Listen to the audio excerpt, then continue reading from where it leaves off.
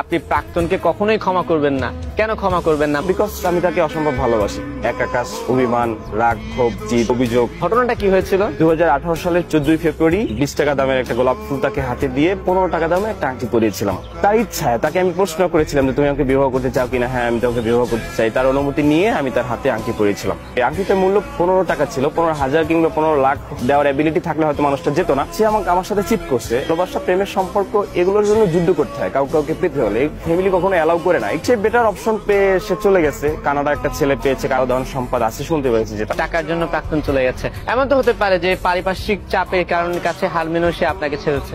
বাসা যখন ক্যাচাল হচ্ছে, ঝামেলা হচ্ছে, আমি সৎ সাহস নিয়ে তার বাসায় গিয়ে কথা বলছি যে আঙ্কেল আন্টি আমি তাকে বিবাহ করতে চাই। তার রিলেটিভের কাছ থেকে শুনছি যে তাকে প্রশ্ন করা হয়েছে তুমি কি কাফিকে চাও নাকি আমরা যাকে চাই তাকে চাও। সে বলছে আপনারা যাকে পছন্দ করেন তাকে। ভালোবাসার জন্য ভাই যুদ্ধ করতে হবে। সে সৎ সাহস নিয়ে বলে নেয় যে আমি কাফিকে চাই।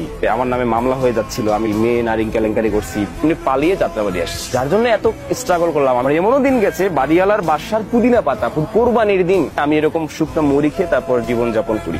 সে আমাকে বলছে লাস্ট যেটা কথা, তুমি এখনো ছোট, ইন্টার পরীক্ষা দিলাম মাত্র। তখন সে বাস্তবতা বুঝে গেছে, টাকা পয়সা আছে। হয় নাই ভাই, কিভাবে সম্ভব এই মানুষটাকে ক্ষমা করা?